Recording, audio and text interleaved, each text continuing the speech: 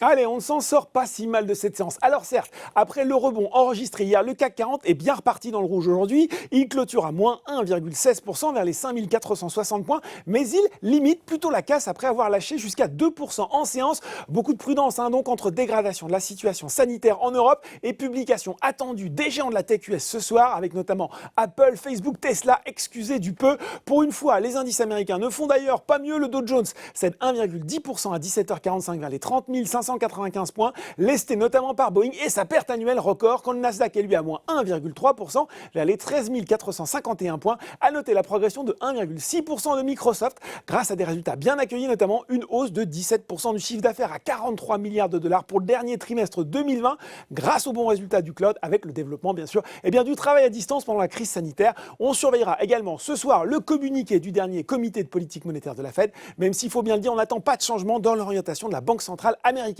Allez, sur les valeurs françaises, on commence par les hausses et un tir groupé de foncières avec quelques fortes progressions.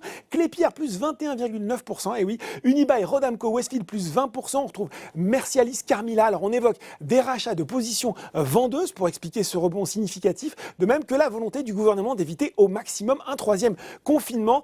TF1 a réussi à se glisser dans ce peloton de tête, et puis sur le CAC 40, en plus de Unibail, Rodamco, Westfield, Orange et Thales s'affichent aux avant-postes des hausses. Société Générale a repris d'ailleurs la couverture du groupe d'électronique de défense à achat. Alors le compartiment des baisses, il est nettement plus fourni sur le SBF 120, c'est le producteur d'énergie Neoen qui signe une troisième séance de repli consécutive.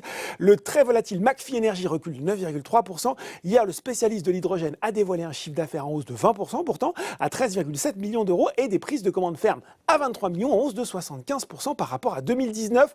Solution 30 est à nouveau attaqué après une journée de rebond, le titre qui perd plus de 20% sur les 5 dernières séances, et puis la société a annoncé qu'elle avait porté plainte pour diffamation contre le fonds activiste Muddy Waters. Sur le CAC 40, c'est Alstom qui est lanterne rouge devant BNP Paribas. Enfin, EDF baisse de 2,8%. Le groupe d'énergie qui a annoncé un nouveau retard et une révision à la hausse du coût de son projet de centrale nucléaire Hinkley Point C en Grande-Bretagne.